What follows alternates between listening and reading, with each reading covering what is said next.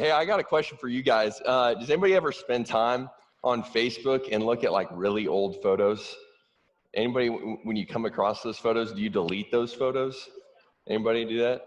Well, apparently I don't delete any of those photos, okay? I'm about to get pretty vulnerable with you guys up here. But before I get vulnerable, I want to explain myself first and explain how I got to these moments in my life, okay?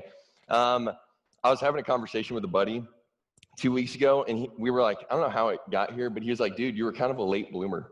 And I was like, oh, thanks, dude, like late bloomer. But he's right. I was pretty socially underdeveloped, okay? And I think it's just because as a kid, I just never learned like normal things that kids do growing up, okay? Exhibit A, I never really learned how to smile, okay? So this is me on the bottom right. It's my older brother, older sister.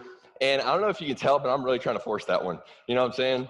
Like, I'm like, that's a good effort, but I'm like, like what do you do, you know? And I think it must have been later that year that I just gave up entirely on learning how to smile, because you go through my childhood photos, I'm just stoic the entire time. I actually found out it's hereditary. This is a picture of me and my grandpa. I mean, it's unreal. Like, I literally never smile in any of these pictures.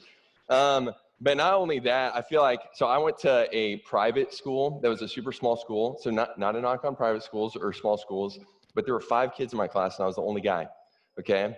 That's a pretty good ratio. However, like, I think it set me back socially a little bit. So a lot of my friends were in grades above me, and when we weren't playing sports, we went, I mean, this is one of those photos. So we would go and get Twinkies and Ho-Hos and call it a night. Like, that was it. That's what we did for fun.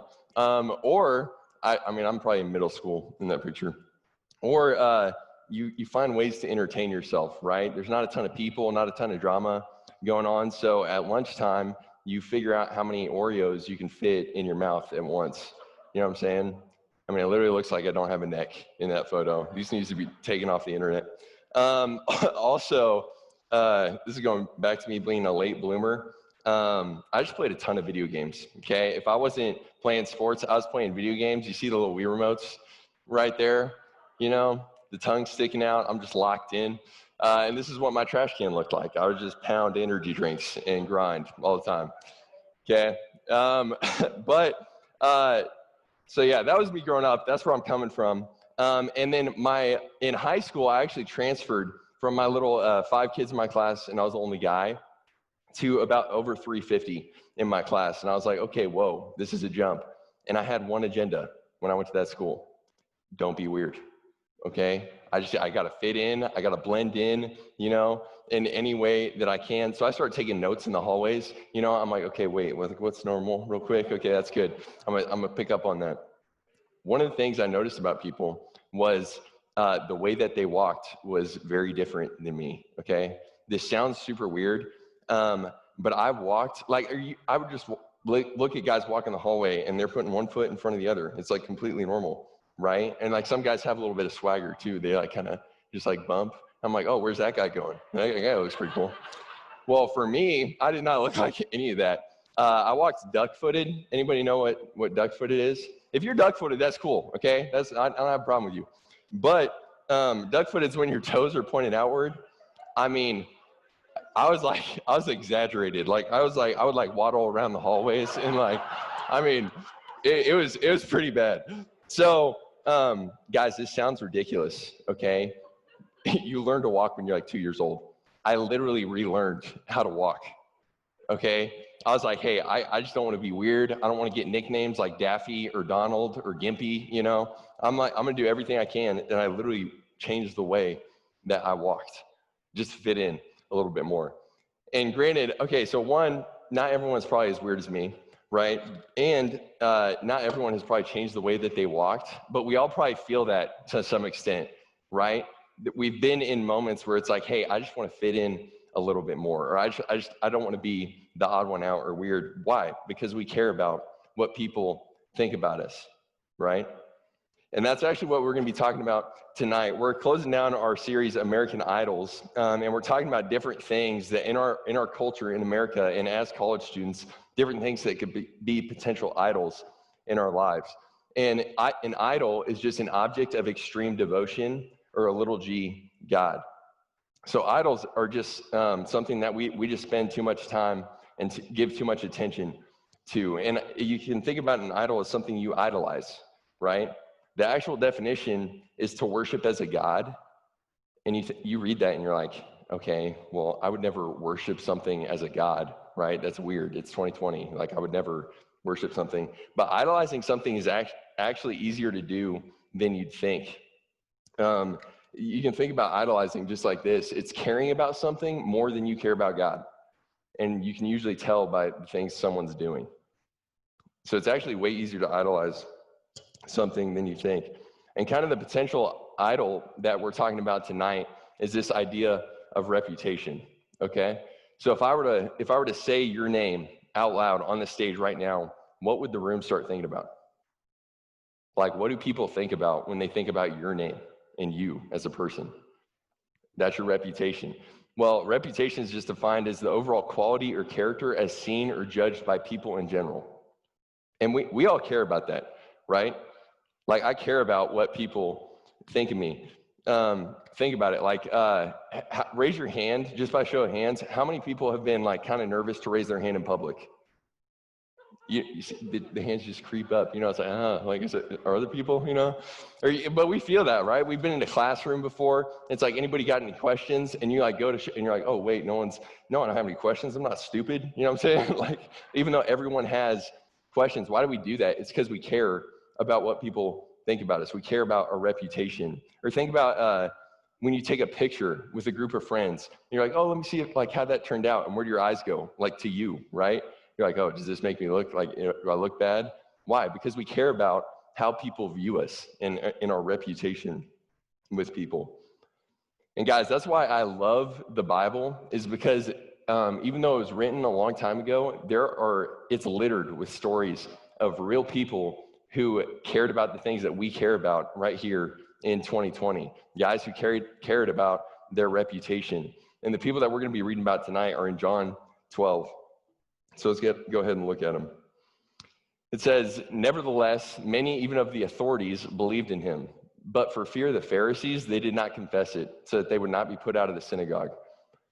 For they loved the glory that comes from man more than the glory that comes from God. And you guys look at that and you're like, wait, this is talking about reputation? What do you mean? Well, if you look at this word glory, it's talking about reputation, okay? So this word glory, it comes, some Bible translations literally translate that word as approval. And if you look at the definition in the original language, it says it's just an opinion, a judgment, or a view. So what is this verse talking about?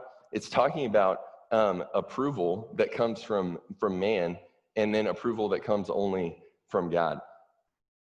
And just kind of as a disclaimer for what we're talking about tonight, I'm not going to try to convince you that having a good reputation is wrong, okay? But I am going to try to convince you that the reputation you have with people should not be your top concern, that you should care more about what God thinks than what other people think around you. And kind of the first reason why I think that you should care about what God thinks is because man's approval doesn't pay.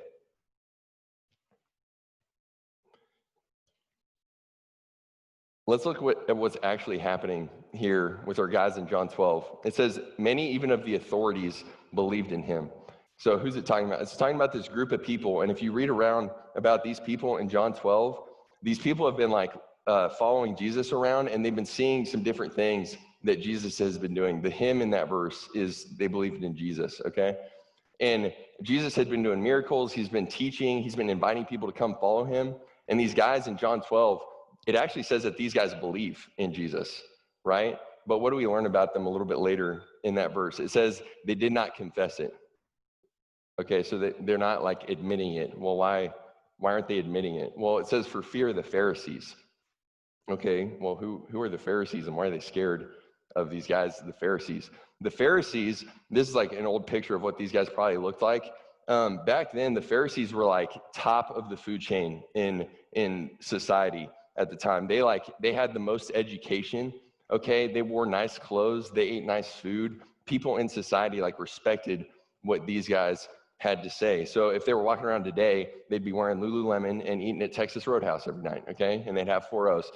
No, but on the real, these guys, like, they had made it, right? They're successful. Okay, and another thing to know about the Pharisees, they didn't like Jesus. Okay, they didn't like him because, think about it, Jesus had been growing in popularity at the time, and because of all the miracles and the signs that he's doing, like, he's a good public speaker, so people are starting to crowd around him. And the Pharisees don't like that, because they're like, hey, like, we're it, okay? Why are you going to this Jesus guy? So they actually got jealous of him, and it's for fear of these guys that our guys in John 12 are kind of afraid to really go all in with Jesus. And why specifically? It's so that they would not be put out of the synagogue. So a synagogue, that's just where the Pharisees hung out, and that was kind of their place. That's where they ran. And these guys in John 12, they're kind of scared that, man, if I admit to following Jesus, and if I really go all in with him, then I may not be able to run with the Pharisees anymore. I don't know if I'm willing to let that affect my social scene. You know what I'm saying? And then in 43, it kind of sums it all up. It says, for they loved the glory that comes from man more than the glory that comes from God.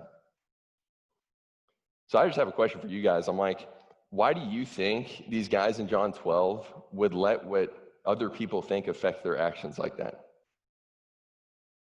Like, why would they care so much? But then even think about it for us, it's like, well, why do we care so much about what other people think? You know what I mean? It's like, well, maybe I don't want to be weird, or I just want people to like me, or I want people to approve of me. You know, I've felt that before, you know? But I think something that I want to clue you guys in on is living for the opinions of other people and making decisions based off the other people is absolutely paralyzing. Like, it is paralyzing, and it's paralyzing because you can't please everybody. Like, you can't please everyone's opinions. Think of it like this. Think of it like a target. Okay, so if I'm trying to get the approval of this one person, then I just have to hit that target, right? And I just have to get that one person's approval. Well, if I'm living for my reputation and the people and trying to make decisions based off of what other people think, I'm not just trying to hit one target, right? Because there's a ton of different people in my life, you know, and every single one of those people has different opinions. Think about all the people that you know. Think about your family or your friends from back home, or the classmates that you're studying for finals with, or the people that you live with, the guys on your dorm floor, the guys in your fraternity house, the girls in your sorority, you know, like, and then throw in your Instagram followers, your Snapchat followers, your massive TikTok following, you know, and then all your friends on Facebook. The list goes on of how many opinions of people are in your life. And not only that, but the opinions of people change all the time. You're not aiming at stationary targets. They're moving all over the place. Like in the 80s, you know, people wore, I think it was the 80s, like people wore those bell-bottom pants. When was the last time you saw a pair of those? I mean, maybe at an 80s party or something. But like, why is that? Well, it's because people's opinions change all the time about that stuff, right? Style changes over time. And when you're trying to aim and hit and get the approval of all these different people, like, it's impossible, because people's opinions are changing, and you have so many different people in your life, and you only have one reputation. It's impossible to try to please everyone.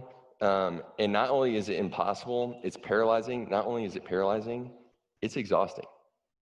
Like, who wants to spend all their time trying to cater to all these different people's opinions?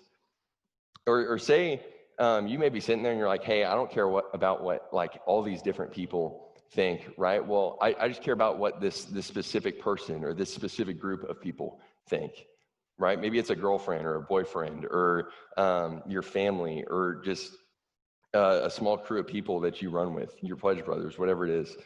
Well, what if you're aiming at the wrong target? What if you're trying to get the wrong approval? The Bible would say that the approval of people is the wrong target. If you look at Proverbs 29:25, it says, fear of man will prove to be a snare, but whoever trusts in the Lord is kept safe. Fear of man. Okay, if I'm worried about what other people think all the time, how's that going to end up for me? It's going to be a snare. Okay. What does a snare do? A snare is set so it'll trap something. And once an animal or something goes through it, it'll snatch, and then you're tethered to this spot, and you can't go anywhere. You're paralyzed. You're overwhelmed. You can't move. And hey, if I'm worried about what all these other people think of me, I'm gonna feel trapped. Why? Because you can't please everyone. And you can't please everyone, and man's approval anyway just doesn't pay. Like, it doesn't pan out over time. Think about the approval that you want from other people. And because we all in some way probably do. Like, I know I do. What's that actually going to give you? Like, say you had it, what's that actually going to give you? I mean, I changed the way I walk. Like, what does that actually do for me? You know what I mean? Or guys, say like all the girls actually do think you're the man. Like, you're it. Like, then what? You know what I mean? Or girls, say that the guy that you're crushing on comments the heart eyes on your photo, right? And then all the girls are like, oh my goodness, you're so pretty, you know, like, and all this stuff. Then what? Like, what does that actually give you over time? Or say you do average 800 likes on every single photo. Like, that's pretty good, right? Is that enough? Like what does that actually give you? Or is 10,000 likes going to be enough? Is that when it's like, okay, bet, like, this is enough? I feel like social media specifically is a pretty interesting case study of like man's approval not paying. There's a ton of different studies out there. I just found this one by the Child Mind Institute, but there's literally like hundreds of studies. You guys can Google some or spend some time looking for some after. But listen to this. It says in several recent studies, teenage and young adult users who spend the most time on Instagram, Facebook, and other platforms were shown to have a substantially from 13 to 66% higher rate of depression than those who spent the least time. And you think about it, and there's probably some factors that go into that, but I'm like, you look at social media, and it's a highlight reel, right? You're seeing like the best moments from like hundreds of different people's lives all at once, and it kind of gets you thinking, and you're like, man, do I come off as that cool? Or like, is the image I'm putting out there good enough? Like, we probably feel that when we're about to post a photo, right? Or like post a picture or something. It's like, hey, do I post this? Do I not post this? Is this going to make me look like I'm trying too hard? Does this make me look good? Or like you're talking to your friends, you're like, hey, help me think of a cool caption. Like, I want to come up with a cool caption. Well, why? It's like, I'm trying to look good on social media, you know? Not that any of those things are bad, but I'm just like, hey, it doesn't pay out over time. I feel like we care too much, and we make decisions based off our reputation too much. There's a doctor who's a life consultant, and he's not following Christ, but listen to what he's discovered, okay, throughout his career. I've found that many people waste much of their life obsessively catering to others, doing things against their better judgment, jeopardizing the welfare of self, friends, family, and much more that they later come to regret. He's saying, I see this all the time. People are obsessively catering to these other people's opinions, and what do? They just end up regretting a lot of their decisions. Why? Because man's approval doesn't pay. In the long run, it doesn't give you what you think it will or what it feels like it will.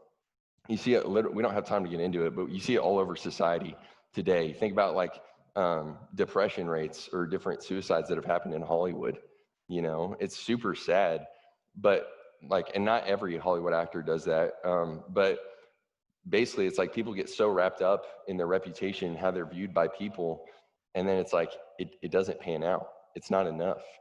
Why? Because man's approval doesn't pay. Or look at different athletes after they get done playing their sport. Sometimes that just destroys them because they've been looking for their purpose and their reputation with people. And once that's gone, it's like, man, now what? Like, what did that actually give me over time? And again, I'm not saying it's wrong to have a good reputation with people, right? I would argue that God wants you to have a good reputation with people. But when your reputation and when you're looking for other people's approval, and that's what you're making your decisions based off of, starts to get in the way of what's most important, namely a relationship with God, that's when I feel like some red flags should go up. Because man's approval doesn't pay.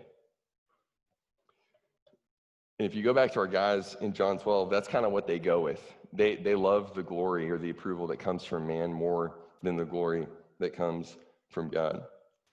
But it's cool because there's a different target that we can aim for, and that's this glory or this approval that comes from God. And here's the cool thing about God's approval is this is what aiming for God's approval looks like. He's the golden standard. Like God's opinion on things doesn't change. From the beginning of time, he's made it pretty clear in his word the things that God approves of and the things that he doesn't approve of. And it's cool, and I'm grateful for that because it makes it easy. It's like, man, I can live for that. And whereas man's approval doesn't really pay, God's approval cashes out.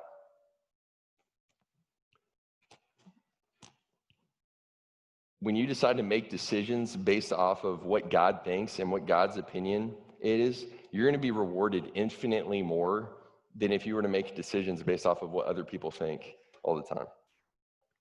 And why do I say that? Well, if you look at Matthew 5:10, Jesus is talking to this large group of people, and he says this. He says, "Blessed are those who are persecuted for righteousness' sake, for theirs is the kingdom of heaven." So what's he talking about? He's talking about this group of people who are living for righteousness' sake, but they're actually getting persecuted for it. So they're experiencing some kickback for it.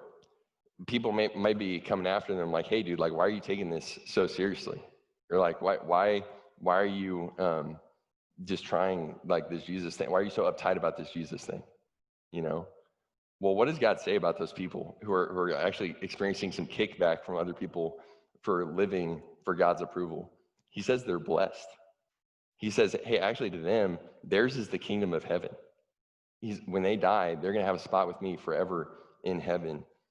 Because guys, there's a reality that each of us, when we die, we will meet with God. In Hebrews 9:27, it says, and just as it is appointed for man to die once, and after that comes judgment.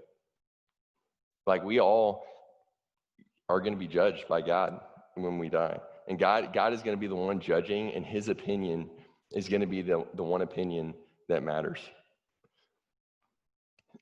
So let me tell you a hypothetical story. Anybody have any papers this week, due this week, right? I feel like they're packing it in before Thanksgiving break. So, hey, let's say it's finals week, right? And I have this friend, let's call her Stacy.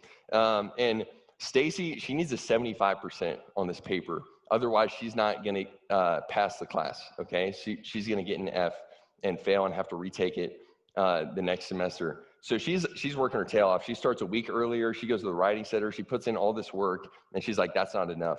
She's like, I'm going to go to my friend Billy. She goes, Billy. Billy's like, what's up, girl? And Stacy's like, hey, I need you to grade my paper and let me know what you think. Let me know if there's anything I need to change because I need a good grade. She explains her situation. Billy goes, oh, for sure. Billy grabs her paper. He reads it, and he's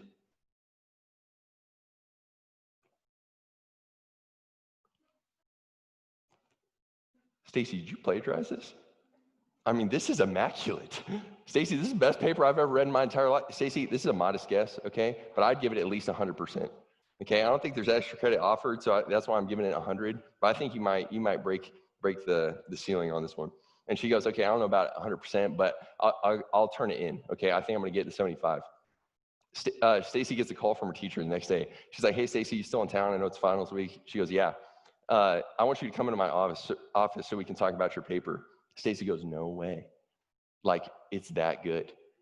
She's going to ask to use my paper for classes to come because this is going to be the golden standard for the future. Okay, I bet I'll be there. Stacy comes in, she's beaming, right? She's like, all right, lay it on me. How good was my paper? And Stacy's teacher looks at her and she goes, Stacy, I gave you a rubric. I said this multiple times in class. I had it written up on the board. I plastered this all over Canvas. But I said that anybody who writes less than 1,000 words on the final paper is going to get a 0. Stacy, you wrote 950 words. You have a 0 for the class, and you're going to have to retake it in the spring.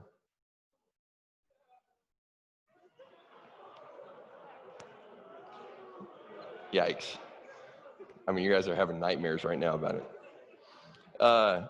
Guys, even though Stacy had the green light from Billy, guess what the outcome still is? 0, right? it doesn't really matter that Billy approved of Stacy's paper because Billy's not in the room when she's getting that grade back, right? Stacy's teacher doesn't give a rip about what Billy thinks, and quite frankly, in that moment, neither does Stacy, because Stacy's the one in the room getting the grade back. The only opinion that matters in that moment is the one who's in control. And guys, on such a greater scale, at the end of our lives, when we're meeting with God, we will face judgment. And it's not going to be over a paper. It'll be whether or not we chose to follow him. And it won't be for a grade, but it'll be for whether or not we get to spend eternity with him in heaven or separated from him forever in hell. And the beautiful part about this is God makes it clear, if you confess with your mouth that Jesus is Lord and believe in your heart that God raised him from the dead, you will be saved. It happens like that. When you make the decision to turn from your sin and place your trust in Jesus, you will be saved. But it also doesn't stop there. Like every single one of us, whether you've decided to follow Jesus or not, is going to stand before God and give an account for how we live. It talks about it in 2 Corinthians 5:10. It says, "For we must all appear before the judgment seat of Christ, so that each one may receive what is due for what he has done to the body, whether good or evil." We must all appear before the judgment seat of Christ. Every single one of us is going to give an account for how we lived our lives on earth. So why not live for the opinion that's going to matter most? That matters most right now. God's. Because God's approval is the only one that cashes out. It cashes out now, here, today, and it's going to cash out in the long run. So let's go back to our guys in John 12. Well, what's their story? For fear of these Pharisees, they don't confess it. They don't own up to Jesus being Lord. And why? Because they love the glory, the approval that comes from man, more than the glory and the approval that comes from God. So I think just the tension that these guys in John 12 are feeling, it kind of like provokes a question that I feel like each of us ourselves need to answer for ourselves. And that's just this question of like, man, whose approval do I love more?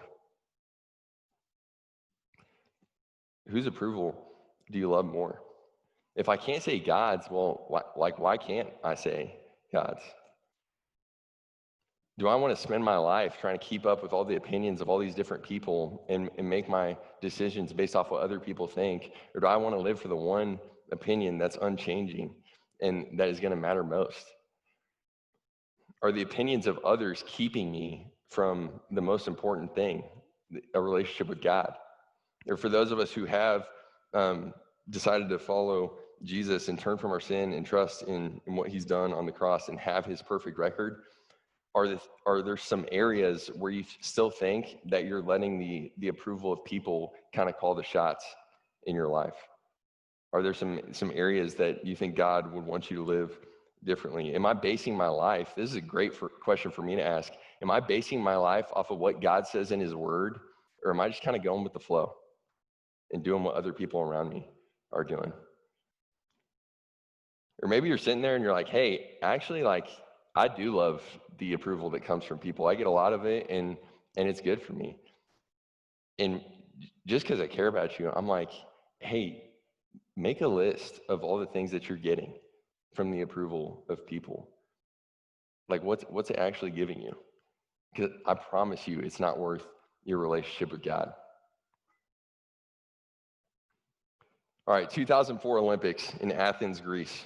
Okay, Matt Emmons is an American. He's competing for America, and he's a rifle shooter, an air rifle shooter. He's competing in the 50-meter rifle shooting event, and he's kind of had a rough day. Okay, so Matt, earlier in the day, he goes to the locker room to grab his gun to get a few practice shots in, and he finds out his gun has been tampered with. Okay, so he has to borrow someone else's gun, but he starts playing out of his mind. He wins one Olympic gold medal earlier in the day, and he's in the 50-meter rifle event, and he's about to clinch the gold medal. Okay, it's down to his final shot, and all he needs is like a mediocre shot worth about 8 points to get the gold medal, and he can end it right here. So he steps up to firing lane 2, And he aims down his sights, and he's like, hey, just don't mess this up. Friend's gun, takes a deep breath, and then pulls the trigger. And then the shot hits just outside the bullseye for a shot. It was worth like 8.1 points, and it would have sealed the deal and clinched the gold medal for him. But then the scoreboard doesn't register a shot. There's a picture of Matt on that day. He kind of looks over at some officials, and he's like, hey, what gives? Like, because sometimes the electronics would fail. It's 2004, you know. And he's like, hey, like, what gives? The officials huddle up, okay? And when they break huddle, they realize, they're like, Matt Emmons like lined up with firing lane 2 and crossfired one lane over and hit the target in firing lane 3. They're forced to give him 0 points for the shot, and not only does he miss out on the gold medal, he drops all the way off the podium into 8th place, all because he was aiming at the wrong target. And guys, when it comes to your reputation and the opinions of other people and God's opinion and God's approval, don't aim at the wrong target. Don't miss out on what God has for you. Don't spend your entire lives making decisions based off of what other people think, only to find out at the end that you spent all your time aiming at the wrong target. When you think about your time in college, don't spend your time in college aiming at the wrong target. Live for the approval that matters most, the one opinion that matters most, because God's approval really is going to be the one that cashes out in the long run. Well, hey, something we like to do is hear from a student and kind of look at what this topic of reputation has looked like in their lives. So we're going to go ahead and welcome up Deja, and she's going to close us down. Woo!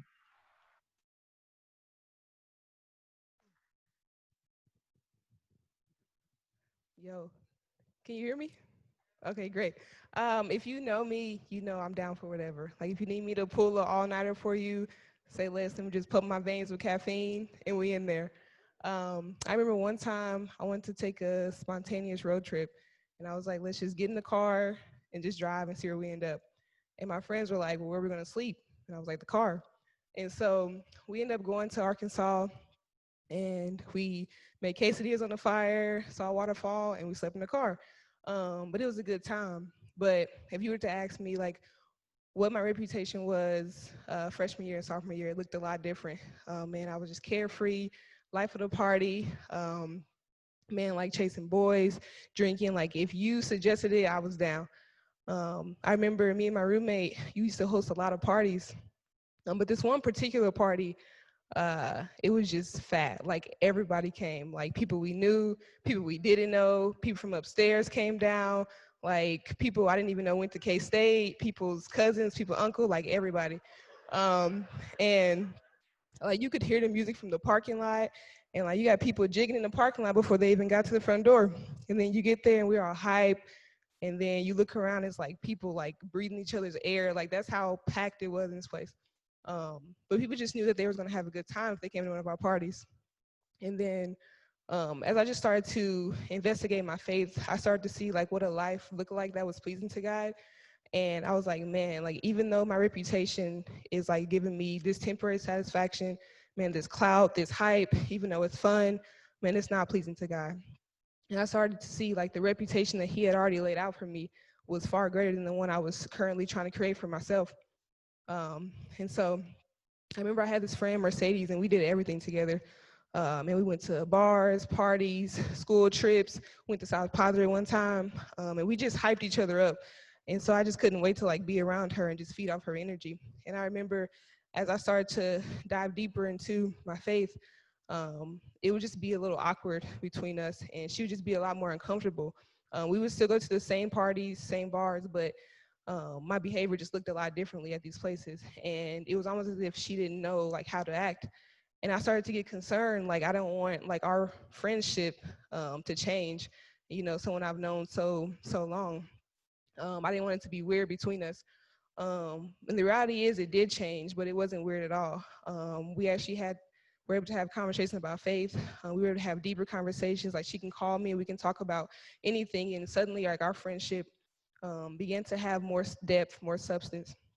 And so I just remember seeing that, like, man, I didn't have to act a certain way to try to uphold this reputation in front of her, in front of my friends. And if I was like living in a way that was honoring to God, then that relationship would just develop on its own. And so one of the verses that really put this all together was Galatians 1:10, and it just said, am I now trying to win the approval of God or of man? Or am I trying to please people? If I were still trying to please people, I would not be a servant of Christ. And it just really showed me that the things that I thought were bringing me closer to people were actually drawing me further away from God. And I always had to work for man's approval. I always had to, it's all about what I did.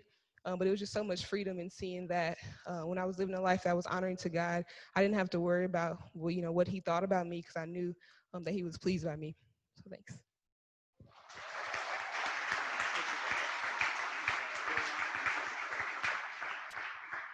That's good, Deja. I like that because, I mean, yeah, you obviously had to wrestle with what you wanted your reputation to look like. The thing that she said that I liked, she said the reputation that God had laid out for you was way better than the one that you had previously, which I thought was cool. But guys, we're going to go ahead and close out the night just by some discussion. So go ahead and discuss these questions with the people around you.